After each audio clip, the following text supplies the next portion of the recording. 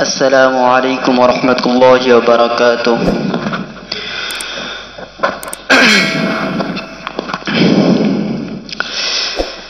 أعوذ بالله من الشيطان الرجيم. بسم الله الرحمن الرحيم. الحمد لله نحمده ونستعينه ونستغفره ونؤمن به ونتوكل عليه ونعوذ بالله من شرور أنفسنا ومن سيئات أعمالنا. من يهده الله فلا مضل له ومن يضلله فلا هادي له. وأشهد أن لا إله إلا الله وحده لا شريك له وأشهد أن محمدا عبده ورسوله. إن الله وملائكته يصلون على النبي يا أيها الذين آمنوا صلوا عليه وسلموا تسليما. درود شريف اللهم صل على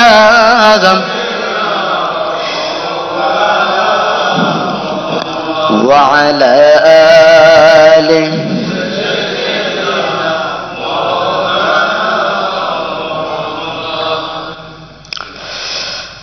সমস্ত প্রশংসা, সমস্ত তারিফ, সমস্ত গুণকীর্তন, সমস্ত উপাসনা সেই মহান আল্লাহ পাকের জন্য। সেই জন্য শুকরিয়া স্বরূপ বলি আলহামদুলিল্লাহ। তারপরে পরে জানাই জানাস্তান সেই আকায়ে তাজদারে মদিনা আহমদে মুস্তফা হুজুরে পাক সাল্লাল্লাহু আলাইহি ওয়াসাল্লামের দরবারে লাখো কোটি দরুদ ও সালাম অযাচিত ভাবে বর্ষিত হোক। সেজন্য সমবেত কণ্ঠে বলি সাল্লাল্লাহু আলাইহি ওয়াসাল্লাম। প্রথমে আমি দৃষ্টি আকর্ষণ করব যারা পিছনে বসে আছেন। যারা পিছনে বসে আছেন তাদেরকেই বলছি, কোরআনে কারীমের মধ্যে আছে যখন কোন মজলিসে বসবেন তখন ফাঁকা ফাঁকা যেই জায়গাগুলো আছে, যখন তোমাদেরকে ডাক দেওয়া হয় তখন সেগুলো তোমরা পূরণ করে নাও, সেগুলো তোমরা পূরণ করে নাও। খাস করে জুম্মার দিনে বলছে অমিন সুনানিহি হাদিহিল ইয়াউম, আজকের দিনের মধ্যে হতে, সেটাও সুন্নতের মধ্যে হতে পড়ে এবং ফজিলাতের মধ্যে পড়ে। যদি ফার্স্ট কাতারে কোনো ব্যক্তি যদি নামাজ পড়ে আসে, সেই ব্যক্তি একটা উট কুরবানি দেওয়ার সওয়াব তার আমলনামায় দেওয়া হবে। সুবহানাল্লাহ। ওয়ালিসানি, দ্বিতীয় কাতারে যে ব্যক্তি থাকবে বাকরা, গরু কুরবানি দেওয়ার সওয়াব সে পাবে। আসসালিস, তৃতীয় কাতারে যে থাকবে আপনার বকরি কুরবানি দেওয়ার সওয়াব আল্লাহ পাক তার আমলনামায় দাঁড় করবেন। সুবহানাল্লাহ। আর রাবি, চতুর্থ কাতারে যেই ব্যক্তি থাকবে একটা দাজাজা মুরগি আল্লাহর রাস্তায় দেওয়ার সওয়াব সে পাবে। সুবহানাল্লাহ। আল খামিস, পঞ্চম কাতারে যেই ব্যক্তি থাকবে সেই ব্যক্তি আল্লাহর রাস্তায় একটা আন্ডা ডিম সাদকা করে দেওয়ার সওয়াব সে পাবে। সুবহানাল্লাহ। তো এই জন্য ফাঁকা ফাঁকা জায়গাগুলো যেগুলো আছে সেগুলো পূরণ করে নিন। তো চলেন আলোচনা শুরু করি। আজকের আলোচনার টপিক হলো শরাব, মদ্যপান। এই মদ কোথা থেকে হারাম করা হয়েছে, মদ কোথা থেকে হারাম করা হয়েছে। আজকের ইন্ট্রোডাকশনে, আজকের মুকদ্দমায় রাখলাম শরাব সম্পর্কে। চলেন এবারে জানি শরাব কোথা থেকে হারাম করা হয়েছে। একেবারে গোড়ার কথা, একেবারে গোড়ার কথা। হুজুরে পাক সাল্লাল্লাহু আলাইহি ওয়াসাল্লামের জবানায় শরাব তখন বৈধ ছিল। প্রত্যেকটা ওকেশনে, প্রত্যেকটা জায়গায় শরাব চলতো, অনবরতই চলতো, অ্যাভেলেবেল শরাব আপনি পাবেন প্রত্যেকটা মজলিসে। তো আল্লাহ পাক প্রথম নম্বর থেকে শরাবের নিষেধাজ্ঞা প্রথমে করেননি, আস্তে আস্তে আস্তে আস্তে মানুষের দৃষ্টি আকর্ষণ করেছে। প্রথমে খাবারের দিক থেকে যে এই শরাব জিনিসটা, এটা খাবারের সব থেকে নিম্নতম জিনিস এবং অপছন্দনীয় খাবার নয়, পান করা জিনিস যেটাকে বলা হয়। এই পানীয় শরাবকে বলা হয় পানীয় জাতীয় জিনিস। তো এটা হচ্ছে খুবই অপছন্দনীয় জিনিস। কোথা থেকে বলছে? আমি আল্লাহ পাক আঙ্গুর এবং খেজুর থেকে আমি আল্লাহ পাক শরাব তৈরি করি। এবং যারা বুদ্ধিমান, যাদের ব্রেন শক্তি আছে, যারা বুঝদার, যারা ইন্টেলিজেন্ট, যারা মেধাবী, তারা এর থেকে কিছু নিদর্শন হাসিল করে। এখান থেকে হালকা সূক্ষ্ম পয়েন্ট বলে দিয়েছে, যারা বুদ্ধিমান যারা বুঝতে পারবে যে এটা অপছন্দনীয় খাবার। এই আয়াতটি নাজিল হয় মক্কায় নাজিল হয়, তখন হুজুর পাক সাল্লাল্লাহু আলাইহি ওয়াসাল্লাম হিজরত করেননি, তখন হালাল ছিল। তারপরে যখন ট্রান্সফার হয়ে মদিনায় চলে গেলেন, মদিনায় যাওয়ার পরে তো সেখানে শরাব অ্যাভেলেবেল। তো মুআয ইবনে জাবাল রাদিয়াল্লাহু তাআলা আনহু দেখলেন মানুষ শরাব খাচ্ছে এবং মাতাল হয়ে গিয়ে মাতলামি করছে, নিজের ধনসম্পদ, নিজের মস্তিষ্ক বিকৃতি হয়ে যাচ্ছে, সম্পূর্ণ রূপে ধ্বংসলীলার দিকে ছুটছে। মুআয ইবনে জাবাল রাদিয়াল্লাহু তাআলা আনহু এগুলো প্রত্যক্ষ করলেন, এগুলো দেখলেন। দেখার পরে রাসূলুল্লাহ সাল্লাল্লাহু আলাইহি ওয়াসাল্লামের কাছে গেলেন, কিছু সাহাবীকে নিয়ে গিয়ে বললেন, ইয়া রাসূলুল্লাহ, আমরা দেখা পাচ্ছি এই যে শরাব যেটা হালাল আছে, এই শরাব থেকে তো মানুষের মস্তিষ্ক বিকৃতি হয়ে যাচ্ছে, তাদের মস্তিষ্ক ঠিক থাকছে না, কখন কি উল্টো পাল্টা কথা বলছে, কোথায় গিয়ে শুয়ে পড়ছে, নিজের ধনসম্পদ টাকা পয়সা কোথায় উধাও করে দিচ্ছে এই শরাবের কারণে। ইয়া রাসূলুল্লাহ, আপনি এই সম্পর্কে আল্লাহর কাছে একটি আয়াত নাজিল করেন, আল্লাহর কাছে একটু মিনতি করেন, এই সম্পর্কে যেন প্রকাশ্য কিছু হুকুম আহকাম আল্লাহ পাক দিয়ে দেন। তারপরে রাসূল সাল্লাল্লাহু আলাইহি ওয়াসাল্লাম এই সম্পর্কে চিন্তা করলেন, আল্লাহর কাছে দোয়া করলেন। আল্লাহর কাছে দোয়া করার পরে আল্লাহ পাক সঙ্গে সঙ্গে আয়াত নাজিল করলেন, ইয়াসআলুনাকা আনিল খামরি ওয়াল মাইসিরি কুল ফীহিমা ইসমুন কাবীরুন ওয়া মানাফিউ লিন-নাস ইয়াসআলুনাকা, ও আমার হাবিব, ইয়াসআলুনাকা, ওই সমস্ত লোকেরা তোমার কাছে সওয়াল করে, তোমার কাছে প্রশ্ন করে, তোমার কাছে কোশ্চেন করে। ইয়াসআলুনাকা আনিল খামর, খামর মানে হচ্ছে শরাব, খামর মানে শরাব। ইয়াসআলুনাকা আনিল খামরি ওয়াল মাইসিরি, মদ এবং জুয়া সম্পর্কে ওই সমস্ত লোকেরা তোমার কাছে জিজ্ঞেস করে। কুল, এই নবী তুমি বলে দাও, কুল ফীহিমা, ওই দুটোর মধ্যে অর্থাৎ শরাব এবং জুয়ার মধ্যে, কুল ফীহিমা ইসমুন কাবীরুন, বড় গুনাহ আছে, ইসমুন কাবীরুন মানাফিউ লিন-নাস, এবং কিছু কিছু লোকের জন্য ফায়দাও আছে, কিছু লোকের জন্য ফায়দাও আছে। ও মানাফিউ লিন-নাস আকবারু মিন নাফইহিমা ওয়া ইসমুহুমা আকবারু মিন নাফইহিমা, তবে লাভের তুলনায় গুনার ভাগটা বেশি, তো এখান থেকে দৃষ্টি আকর্ষণ করলেন যে খারাপ এটা ভালো জিনিস নয়, শরাব এটা ভালো জিনিস নয়। কারণ প্রথমেই যদি আল্লাহ পাক সঙ্গে সঙ্গে অ্যাট্রাকশন করে মানুষের মোমেন্ট আকর্ষণ করতো যে শরাব সম্পূর্ণ হারাম, মানুষের প্রতি একটা কঠোরতা ভাব চলে আসতো। আপনাকে যদি বলে আপনি কালকের থেকে আর খৈনি খেতে পারবেন না, গুল খেতে পারবেন না, সঙ্গে সঙ্গে ছাড়াটা কিন্তু অনেক টাফ ব্যাপার হয়ে যাবে, তাই কি না? টাফ ব্যাপার হবে না?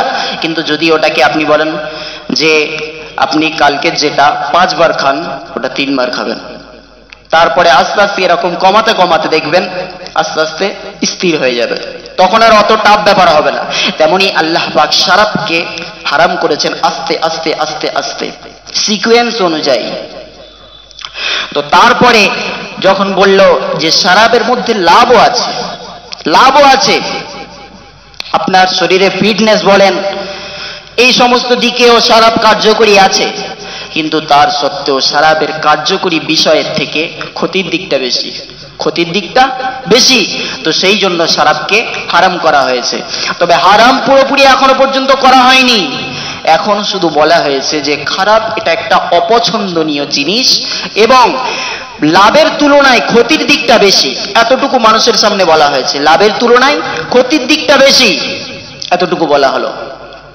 তারপরে একবার আব্দুর রহমান ইবনে আউফ রাদিয়াল্লাহু তাআলা আনহু, আব্দুর রহমান ইবনে আউফ রাদিয়াল্লাহু তাআলা আনহু বিশাল মজলিস করলেন। সেখানে তানার যত বন্ধু বান্ধব, যত রফিক, যত দোস্ত আছে তাদেরকে ডাকলেন, ডেকে একটা বিশাল বড় ওকেশন করলেন। সেখানে তিনি খাওয়া দাওয়ার আয়োজন করলেন। আব্দুর রহমান ইবনে আউফ, সকলে খেলো। খাওয়া দাওয়া করার পরে মাগরিবের সময় হয়ে এলো, মাগরিবের নামাজে তারা সবাই শরাব খাওয়া অবস্থায় আছে। খাওয়ার পরে সবাই শরাব খেয়েছে, মদ খেয়েছে। খাওয়ার পরে একজনকে মাগরিবের নামাজের ইমাম করে দেওয়া হয়েছে। ইমাম করে দেওয়ার পরে সূরা ফাতিহার পরে কুলিয়া আইয়ুহাল কাফিরুন পড়ছে। কুলিয়া আইয়ুহাল কাফিরুন, এমনি এই সূরাটা মুতাশা, লা আ'বুদু মা তা'বুদুন, লা আ'বুদু মা তা'বুদুন বলছে। এরকম বলতে বলতে আয়াতের ভিতরে উল্টো পাল্টা আয়াত পড়ছে। তো সঙ্গে সঙ্গে আল্লাহ পাক আয়াত নাজিল করলেন, ইয়া আইয়ুহাল্লাযীনা আমানু লা তাকরাবুস সালাহ ওয়া আনতুম সুকারা। লা তাকরাবু, ধারে কাছে যেও না। লা মানে না, তাকরাবু কুরব মানে কাছে, ধারে কাছে যেও না। লা তাকরাবুস সালাহ ওয়া আনতুম সুকারা, নামাজের ধারে কাছে যেও না। ওয়া আনতুম সুকারা, যখন তোমরা নেশাগ্রস্ত অবস্থায় থাকবে। অতএব এখান থেকে নেগেটিভ দিক কি? পজিটিভ, আপনার নামাজরত অবস্থায় শুধুমাত্র, নামাজরত অবস্থায় শুধুমাত্র নেশা করা যাবে না, তা বাদে বাকি টাইম হালাল, বাকি টাইম হালাল। কি বলছে এখানে? ওয়া আনতুম সুকারা, যখন তোমরা সাকার অর্থাৎ নেশাগ্রস্ত অবস্থায় থাকবে। লা তাকরাবুস সালাহ, তোমরা নামাজের ধারে কাছে যেও না, অর্থাৎ অন্য টাইম তুমি পান করতে পারো, ব্যাস এতটুকু। এটা হচ্ছে দ্বিতীয় স্টেপ। তৃতীয় স্টেপ হলো কিরকম ভাবে সিকোয়েন্স অনুযায়ী হারাম হচ্ছে দেখেন। তৃতীয় স্টেপ আপনার আকবান ইবনে মালিক রাদিয়াল্লাহু তাআলা আনহু, তিনিও একটি বিশাল ওকেশন করেছেন। সেখানে বড় বড় সাহাবাদেরকে, বড় বড় রফিক, বড় বড় দোস্ত তাদেরকে তিনি ডেকেছেন। ডেকে তিনি সেখানে খাওয়ার একটা আয়োজন করেছেন। সেখানে সবাই খেতে আসলো এবং বিশিষ্ট সাহাবা, বিশিষ্ট সাহাবা আক্কাস রাদিয়াল্লাহু তাআলা আনহু, সাদ ইবনে আবি আক্কাস রাদিয়াল্লাহু তাআলা আনহু, তিনি হচ্ছেন বিশিষ্ট সাহাবা, মুহাজির। তো খাবারের পরে সকলে, খাবার খাওয়া হয়ে গিয়েছে, খাবারের পরে সকলে শরাব পান করলো। শরাব পান করার পরে সকলে একটা বংশের আর একটা বংশের হিজো করছে, ছোট করছে এবং কবিতা বলছে। নিজের বংশকে, নিজের বড় বংশকে ডেভেলপমেন্ট করছে, নিজের বংশকে বিশাল প্রশংসা করছে। নিজের বংশের, আমার বংশের, আমার দাদা এই, আমার আব্বা এই, আমার দাদার দাদার এই, বিশাল প্রশংসা করছে। আর অন্য বংশের লোকেদের ছোট করছে। মুহাজিররা আনসার বংশের লোকেদেরকে ছোট করছে। যিনি কবিতা বলছিলেন এবং নিজের বংশের বড়াই যিনি করছিলেন, তিনি হচ্ছেন সাদ ইবনে আবি ওয়াক্কাস রাদিয়াল্লাহু তাআলা আনহু। ইনি হচ্ছেন মুহাজির। সাদদেরকে ছোট করছেন, সাদ গোত্রের বংশের লোকেদেরকে। তো সাদ বংশের লোকেদের মধ্য হতে একটা লোক উটের গলার হাড় নিয়ে ছুঁড়ে গিয়ে মেরেছে। ছুঁড়ে সাদ ইবনে আবি ওয়াক্কাস রাদিয়াল্লাহু তাআলা আনহুর মাথায় মেরেছে। মারতে সঙ্গে সঙ্গে হাত দিয়ে এখানে গিয়ে রাসূলুল্লাহর কাছে গিয়ে রিপোর্ট করছে, ইয়া রাসূলুল্লাহ, আনসারদের লোকেদের মধ্য হতে একটা লোক আমাকে এখানে উটের হাড় ছুঁড়ে আমাকে মেরেছে, আপনি এর বিচার করেন, আপনি এর বিচার করেন। সঙ্গে সঙ্গে রাসূলুল্লাহ যখন এই রকম জিনিস প্রত্যাখ্য করলেন, আল্লাহর কাছে আবেদন জানালেন, সঙ্গে সঙ্গে আল্লাহ পাক আয়াত নাজিল করলেন, ইন্নামাল খামরু ওয়াল মাইসিরু ওয়াল আনসাবু ওয়াল আজলামু রিজসুম মিন আমালিশ শাইতান ফাজতানিবুহু লাআল্লাকুম তুফলিহুন, ফাজতানিবুহু লাআল্লাকুম তুফলিহুন। এই যে মদ, মদ, শরাব, মূর্তি পূজা এবং তিন নিক্ষেপ, জুয়া, যেটাকে বলা হয় জুয়া, তারপরে আপনার লটারি, এই সম্পূর্ণ জিনিস আমি আল্লাহ পাক হারাম করে দিলাম। ইন্নামা ইউরিদুশ শাইতানু, ইন্নামা বিলাসিবা, এই জন্য ইন্নামা ইউরিদুশ শাইতানু ওয়া ইউকিআ বাইনাকুমুল আদাওয়াতা ওয়াল বাগওয়া ফিল খামরি ওয়াল মাইসির ওয়া ইয়াসুদ্দাকুম আন যিকরিল্লাহ। কারণ কেন আমি মানা করলাম জানো? শরাব খেতে কেন মানা করলাম জানো? জুয়া খেতে কেন মানা করলাম জানো?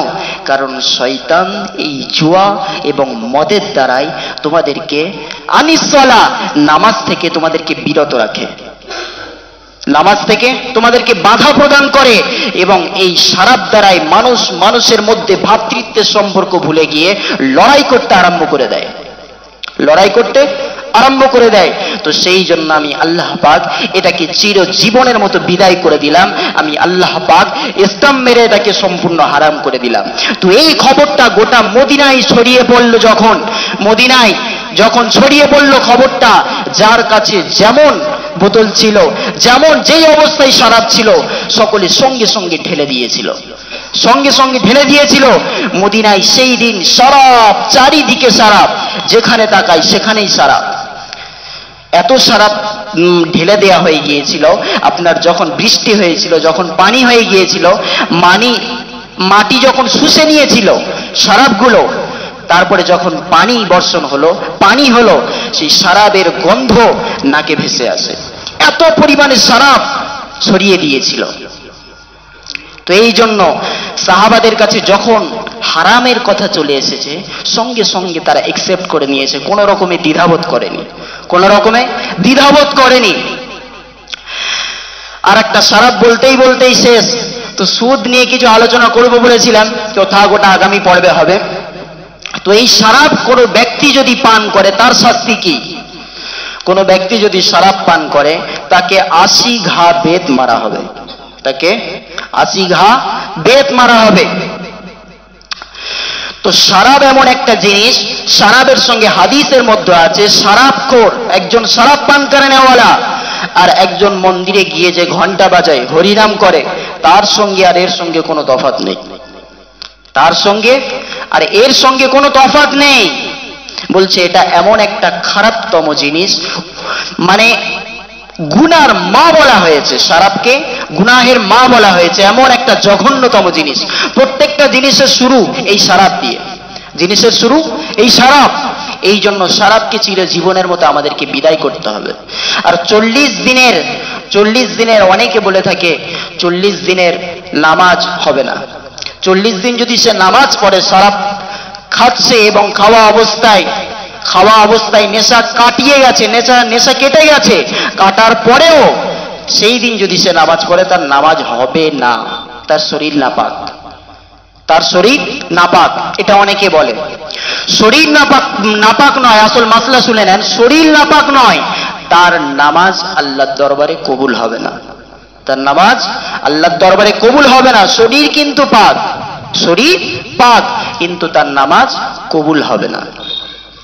তো এই জন্য এই জিনিস থেকে আমরা বিরত থাকবো ইনশাআল্লাহ, ইনশাআল্লাহ। জোরে বলেন না ইনশাআল্লাহ, ইনশাআল্লাহ। ওয়া আখিরি দাওয়ানা আলহামদুলিল্লাহি রাব্বিল আলামিন।